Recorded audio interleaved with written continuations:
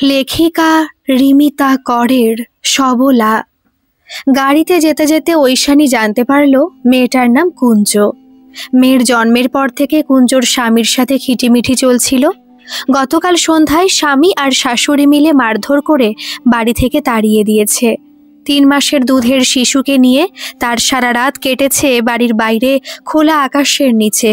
সকালে সাহস করে বাড়ি ঢুকতে গিয়েছিল, কিন্তু তার স্বামী বাস হাতে তাড়া করেছে। অগত্যা মেয়েটা জলঢাকার ব্রিজের পাশে গাছের ছায়ায় আশ্রয় নেয়। অনেক উপায় নাকি ভেবেছে, ব্রিজ থেকে ঝাঁপ দেওয়ার চেষ্টা করবে ভেবেছিল, তবে নদীতে তেমন জল নেই, ঝাঁপিয়ে পড়ে মৃত্যু হবে কিনা ধন্দে ছিল। তবে যতবারই সাহস করে ব্রিজের দিকে এগিয়েছে বাচ্চাটা কেঁদে উঠেছে। এটার কথা ভুলে ক্ষুধার্ত মেয়েকে দুধ খাওয়াতে বসে পড়েছে। ঐশানী ঘাড় ঘুরিয়ে দেখল পেছনে সাইকেলে লোকগুলো তখনও আসছে কিনা। ধূপগুড়ির ব্যাংকে ম্যানেজার হয়ে আসার পর থেকে তাকে নিয়ে জনতার কৌতূহলের শেষ নেই। এই অঞ্চলের মানুষের আগে কখনো মেয়ে ম্যানেজার দেখেনি, তাই ঐশানী সম্মান যেমন পায় তেমনই এই 2 বছরে কয়েকবার ঝামেলায় জড়িয়ে পড়েছে। যেমন আজ জড়ালো। ছুটির পর ব্যাংকের থেকে বেরোতে যাবে এক আদিবাসী বৃদ্ধা এসে হাজির। কুঞ্জর কথা জানিয়ে কেঁদে পড়ল। বলল মেয়েটা সকাল থেকে ব্রিজের পাশে বাচ্চা কোলে পড়ে আছে, কিন্তু সন্ধ্যা হলে ওই অঞ্চলে সমাজ বিরোধীদের দৌরাত্ম্য। ওরা মেয়েটাকে ছিঁড়ে খাবে, কিছু একটা করতে হবে। ঐশানী অবাক হয়ে ভাবে মানুষ কিভাবে তাকে চিনে ফেলে, কিভাবে বোঝে তাকে বললে একটা কিছু কাজ হবে। এই অশিক্ষিত আদিবাসী বৃদ্ধা অবধি তাকে চিনে নিয়েছে। যাই হোক, ঐশানী বাবুলালকে গাড়ি আনতে বলল। গাড়ি নিয়ে সে সোজা ব্রিজের ধারে উপস্থিত হয়। ঐশানী লক্ষ্য করলো ব্যাংকের সামনে থেকে কয়েকজন সাইকেল নিয়ে গাড়ির পেছন পেছন এসেছে। এদের প্রত্যেকে সে চেনে, মাঠে চা বাগানে কাজ করে, বিকেল থেকে ব্যাংকের উল্টো দিকের চায়ের দোকানে বসে থাকে। ঐশানীকে অবশ্য এরা যথেষ্ট সম্মান করে। গাড়ি থেকে দ্রুত পায়ে ঐশানী ব্রিজের ধারে গাছের তলায় বসে থাকা কুঞ্জের দিকে এগিয়ে যায়। ভেবে নিয়েছে ঠিক কিভাবে কথা বলবে। একদম কড়া স্বরে সে কুঞ্জকে বলল, এই মেয়ে, আমার গাড়িতে ওঠো। কুঞ্জ বেশ ভ্যাবাচাকা খেয়ে উঠে দাঁড়ায়। সে কিছু বলার আগে ঐশানী হুঙ্কার দেয়, গাড়িতে ওঠো বলছি, আমায় বাড়ি ফিরতে হবে। কুঞ্জ মাথা নিচু করে জিজ্ঞেস করলো, কোথায় যাব? কেন, তোমার বাড়িতে? কুঞ্জ আবার মাথা নিচু করে নেয়, আঁচলের খুঁটে চোখ মোছে। ওনারা নেবেনই বলেছে, আমার মেয়েকে ঘরে থাকতে দেবেনই বলেছে। বললেই হবে, দেশে আইন নেই? তোমার বাপের বাড়ি নেই? মাথা নেড়ে না জানায় কুঞ্জ। দাদা ঢুকতে দেবেনি। ঐশানীর পায়ের তলাটা কেঁপে উঠল। যাই হোক, আর কথা না বাড়িয়ে কুঞ্জকে নিয়ে গাড়িতে উঠল। কুঞ্জকে মাঝে বসিয়ে ঐশানী বৃদ্ধাকে বসতে বলল। বৃদ্ধা উঠে পড়ে। কিছুটা পথ যাওয়ার মধ্যে কুঞ্জ সম্পর্কে অনেক কথাই ঐশানী জানতে পারল। কুঞ্জর স্বামী নেশাখোর, বাগানে কাজ করে, মাত্র 1.5 বছর আগে বিয়ে হয়েছে। প্রথম দিকে কুঞ্জকে তেমন কিছু বলতো না, তবে নেশার ঘোরে মাঝে মধ্যে মারত। কিন্তু মেয়ের জন্মের পর থেকে স্বামী শাশুড়ি 2 চোখের বিষ হয়েছে কুঞ্জ। কোনো ফকির নাকি বলেছে কুঞ্জর কপালে ছেলে নেই, তাই শাশুড়ি ছেলের বিয়ে দেবার জন্য উঠে পড়ে লেগেছে। ঐশানীর এতক্ষণে চোখ যায় কুঞ্জর কোলের মধ্যে কাপড়ে মোড়া বাচ্চাটার দিকে। রোগা এতটুকু চোখ খুলে তাকিয়ে আছে। ঐশানীর সমস্ত ইন্দ্রিয় কেমন যেন অবশ হয়ে আসছে। চোখে ভাসছে একটা তুলতুলে শরীর, নাকে আসছে সেই চেনা দুধ দুধ গন্ধ। অস্থির হয়ে পড়ল ঐশানী। কুঞ্জ, বাচ্চাটাকে একবার আমায় দেবে? কুঞ্জ বাচ্চাটাকে তুলে দেয় ঐশানীর হাতে। ঐশানীর নাকে সে চেনা গন্ধটা ভাসতে থাকে। সব সদ্যজাত যেন এক রকমের দেখতে। বাচ্চাটাকে কোলের মধ্যে নিয়ে ছবির মতন ফেলে আসা জীবনটাকে ঐশানী দেখতে পায়। ঐশানী তখন বছর 22, গ্রাজুয়েশন সবে শেষ হয়েছে। সামনে একরাশ রঙিন স্বপ্ন। বাবা মা দাদা সকলের বিশ্বাস ঐশানী ঠিক নিজেকে প্রতিষ্ঠিত করবে। পড়াশোনায় বরাবরই সে বেশ ভালো। এর মধ্যে বিনা মেঘে বজ্রপাত। বাড়িতেই এক রাতে খাওয়া দাওয়ার পর বাবার বুকে অসহ্য যন্ত্রণা। কিছু বুঝে ওঠার আগে সব শেষ। হসপিটালে নিয়ে যাবার সুযোগটুকু বাবা দেয়নি। দাদা তখন সদ্য ব্যাঙ্গালোরে পোস্টিং হয়েছে। কথা ছিল মা দাদার কাছে গিয়ে কিছুদিন থাকবে। দাদা অস্থির হয়ে পড়ল। নিজের প্রয়োজনেই হয়তো বোনের বিয়ের জন্য উঠে পড়ে লাগলো। ঐশানীর মা ছেলেকে সমর্থন করলেন। মেয়ের বিয়ে হলে তিনিও নিশ্চিন্ত হতে পারবেন। বাবার মৃত্যুর পর ঐশানী কেমন অসহায় হয়ে গেল। দাদার মুখের ওপর প্রতিবাদ করার শক্তি যেন হারিয়ে ফেলেছিল। আসল সত্যিটা সে বুঝে গিয়েছিল, দাদা দায়মুক্ত বিমুক্ত হতে চাইছে। যাই হোক, বাবার বাৎসরিক সম্পন্ন হতেই ঐশানীর বিয়ে ফাইনাল হয়ে গেল। সরকারি চাকুরে শিক্ষিত পরিবার যেন একটা মেয়ের জন্য এটুকুই যথেষ্ট। ঐশানীর প্রবল অভিমান হয়েছিল, মা আর দাদা যেন তাকে অনিশ্চিত ভবিষ্যতে ভাসিয়ে দিল। ঐশানী বুঝলো ওই অপরিচিত মানুষটা ছাড়া এই মুহূর্তে আপন বলতে কেউ নেই। আর একটি সংকল্প সে করেছিল, কখনো কোনো অবস্থাতেই মা দাদার কাছে আর সে ফিরবে না। ঐশানী প্রবল অভিমানে বিনা প্রতিবাদে দাদার শর্ত মেনে নিল। নিজেকে ভাগ্যের হাতে সঁপে বিয়ের পিঁড়িতে বসলো ঐশানী। সুরঞ্জনের পরিবারকে মানিয়ে নিতে প্রথমটা ঐশানীকে বেশ বেগ পেতে হয়েছিল। একটা অদৃশ্য ঘেরাটোপ বেড়াজাল যেন ঐশানীকে আষ্ঠে পৃষ্ঠে বেঁধে ফেলল। শহর থেকে দূরে মফস্বলের এই আটপৌরে জীবনের সাথে ঐশানীর কোনো পরিচয় ছিল না। আচার বিচার কুসংস্কারের সাথে মানিয়ে নিয়ে চলতে চলতে ঐশানী হাঁপিয়ে উঠতে লাগলো। সুরঞ্জনকে বুঝিয়ে লাভ হয়নি, তার কথা মাথার ওপরে ঠাকুমা আছেন, মা এত বছর মানিয়ে নিলে তুমি পারবে না কেন? মাথার ভেতর কিছু একটা করার তাগিদ ঐশানীকে পাগল করে তুলতে লাগলো। সে বেশ বুঝতো এ জীবন তার হতে পারে না। এত পড়াশোনার পর এই অন্ধকূপে তাকে মানায় না। নিজের সাথে যুদ্ধ করে আবার পড়াশোনায় মন দিল, কিন্তু পরিবারের মানুষগুলো সত্যি নিষ্ঠুর। সংসারের সমস্ত কাজের শেষে নিজের ঘরে বই খাতা খোলাটাও যেন ঘোরতর অপরাধ। ঐশানী কাতরভাবে সুরঞ্জনের সহযোগিতা ভিক্ষা করেছিল, কিন্তু ঠিক তখনই ঐশানীকে যেন পায়ে শিকল পরিয়ে দিল সুরঞ্জন। মা হওয়ার খুশিটুকু ঐশানীর কাছে সেদিন বড় অবাঞ্ছিত ঠেকল। কিন্তু পালাবার পথ নেই। হাজার বাধা নিষেধে তাকে বেঁধে ফেলা হলো। ঐশানী নিজের সাথে অনেক যুদ্ধ করেছে, অনেকবার ভেবেছে কত মানুষ সন্তানদের জন্য প্রাণপাত করে, অথচ সে কেন মাতৃত্বের অপূর্ব দান হাতে পেয়ে খুশি হতে পারছে না। তার খালি মনে হয়েছে এটা সঠিক সময় নয়। সন্তান কয়েক বছর পরেও হতে পারে, কিন্তু যে বয়স চলে যাচ্ছে তা ফিরে আসবে না। একটা কোনো ভালো চাকরি তাকে পেতেই হবে। যাই হোক, যা ভবিতব্য তা ঐশানীকে মেনে নিতেই হলো। যথাসময় এক ফুটফুটে পুত্র সন্তানের মা হলো ঐশানী। কচি তুলতুলে ছোট্ট শরীরটা দুহাতে তুলে ঐশানী অদ্ভুত এক তৃপ্তি পেল। তার স্বাদ হতো চাকরি, কেরিয়ার, সব চিন্তা ভুলে ছেলে মানুষ করার দিকে মন দেয়। কিন্তু ওই যে ছোটবেলা থেকে বাবার দেখানো স্বপ্ন মাথায় এমনভাবে গেঁথে গিয়েছিল যে পালাবার পথ ছিল না। মনে হয়েছিল ছেলেকে ভালোভাবে মানুষ করতে গেলে তাকে চাকরি পেতে হবে। এইভাবেই বছরখানেক সন্তান সংসার সামলেও অন্তরালে ঐশানী নিজের লক্ষ্যের দিকে এগিয়ে যেতে থাকে। কিন্তু ক্রমশ সে বোঝে চাকরির প্রতিযোগিতায় সফলতা পেতে হলে কলকাতায় গিয়ে কোচিং নেওয়াটা জরুরি। কিন্তু বাড়িতে সে কথা জানাতে একেবারে বারুদের স্তূপে আগুন পড়ল। দুধের শিশুকে ফেলে তার মা যাবে কলকাতায় পড়তে, এত বড় অকল্পনীয় ঘটনা সেই মফস্বলে কেউ কোনোদিন শোনেনি। শেষ পর্যন্ত ঐশানীকে যে কোনো একদিক বেছে নিতে হলো। নিজের স্বপ্নকে সত্যি করতে সব প্রতিকূলতা ভেঙে বেরিয়ে আসতে হলো। কলকাতায় পিস্তুত দিদির বাড়ি থেকে কোচিং নিতে শুরু করলো। টানা 6 মাস একবারও নিজের সন্তানকে দেখেনি। বার কয়েক ছেলে টানে শ্বশুর বাড়ি গিয়েছিল, কিন্তু ফল হয়নি। দূর দূর করে তাড়িয়ে দেওয়া হয়। এক বুক যন্ত্রণা নিয়েও ঐশানী নিজের লক্ষ্যে অবিচল থেকেছে। ঐশানীর স্বপ্ন সত্যি হয়েছে।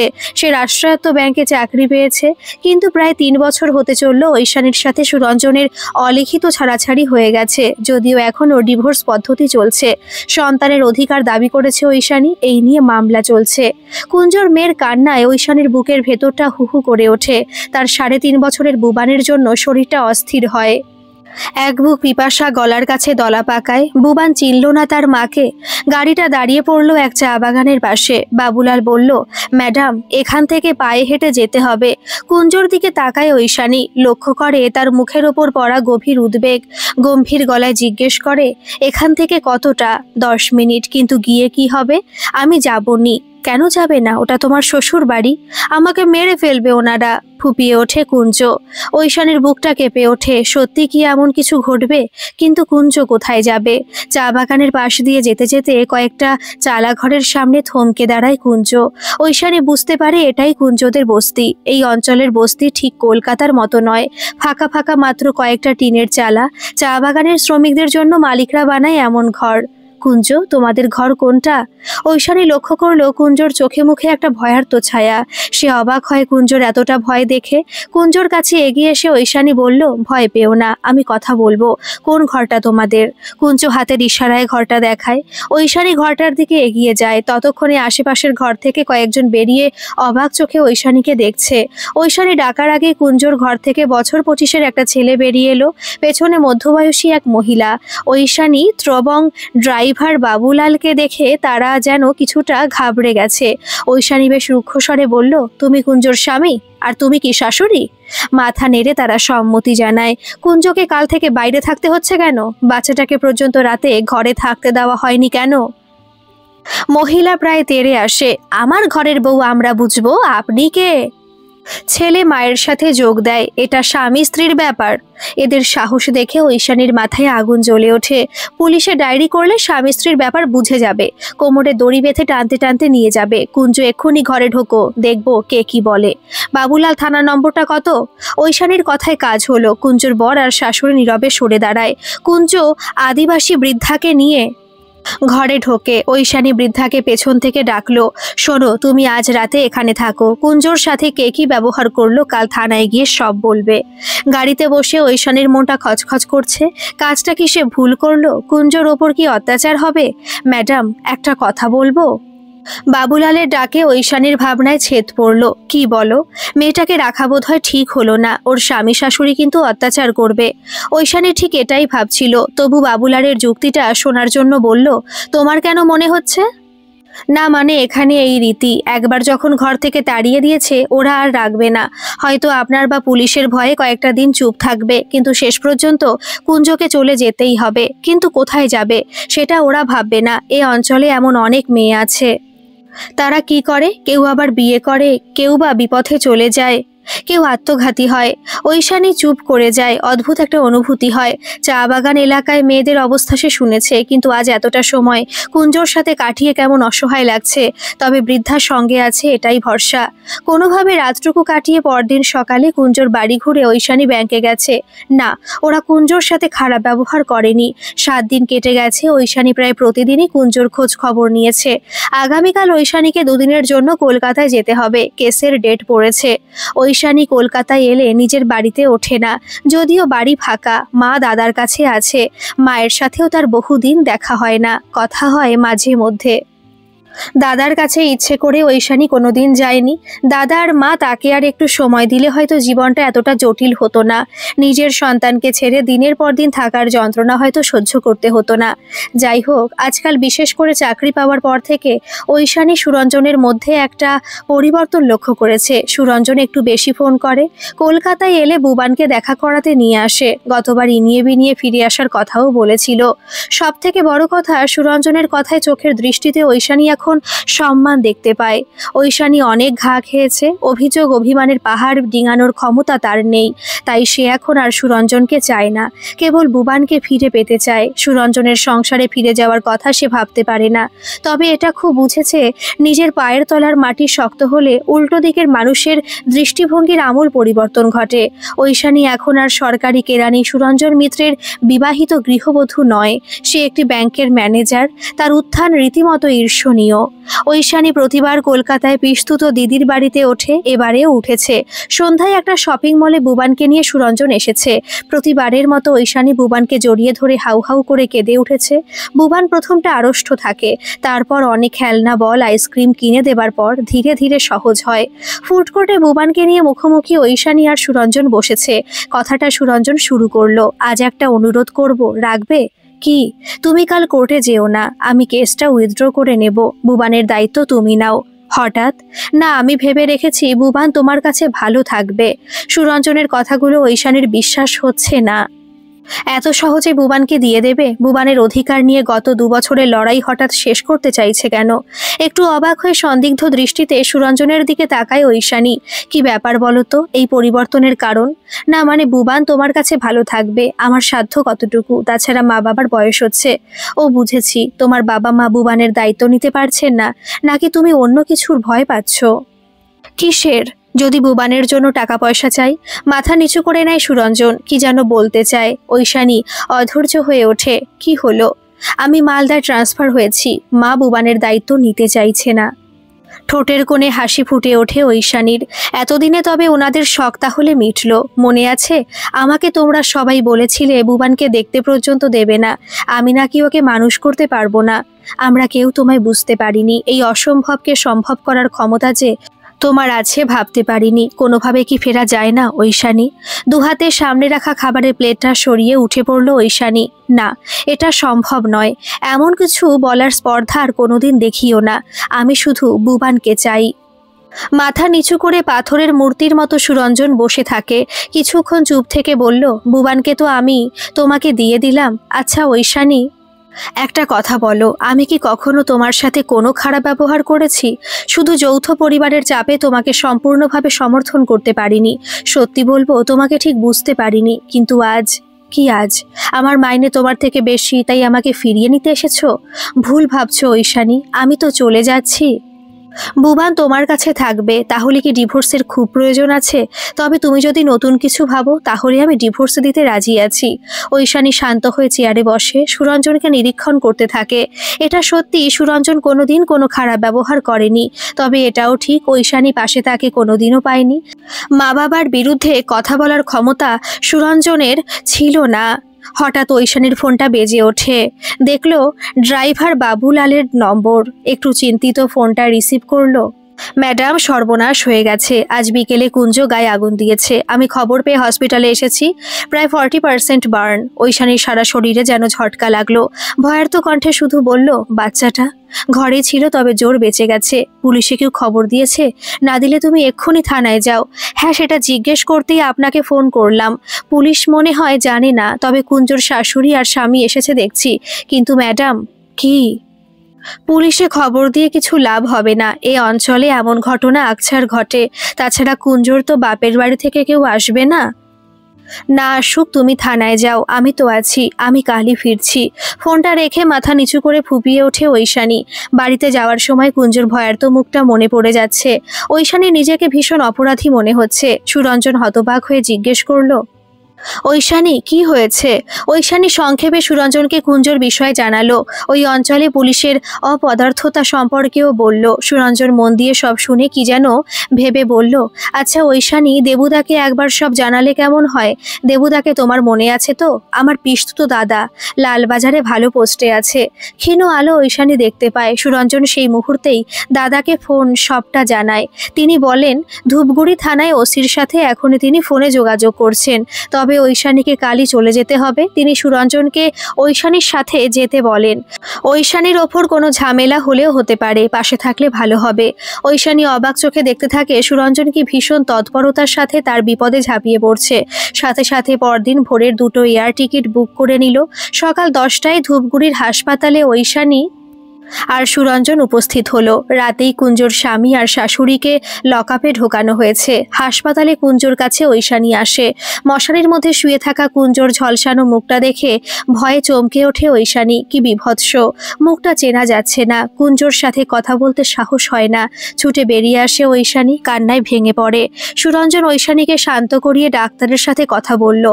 ডাক্তার জানান অবস্থা সিরিয়াস হলেও ভয়ের কিছু নেই, সারতে সময় লাগবে। তিনি জানান কাল রাতে পুলিশের সামনে কুঞ্জ স্বামী শাশুড়ির ওকে পুড়িয়ে মারার কথা বলেছে, তাই ওদের লকআপে ঢোকানো সম্ভব হয়েছে।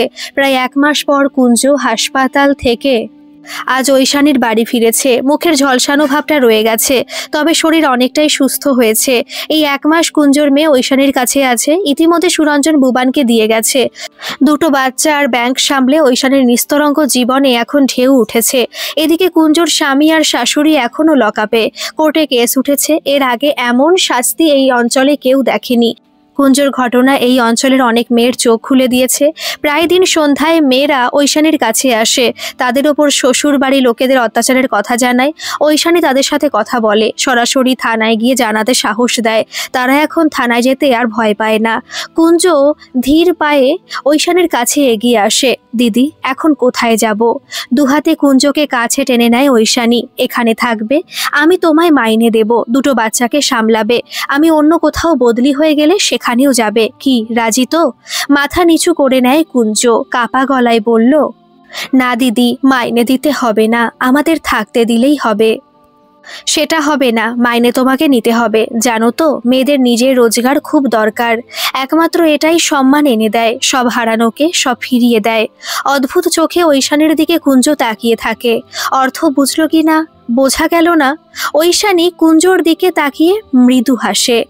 গল্পটি কেমন লাগলো অবশ্যই কমেন্ট করে জানাবেন, আর ভালো লাগলে একটা সাবস্ক্রাইব করে আমার পাশে থাকবেন। ধন্যবাদ।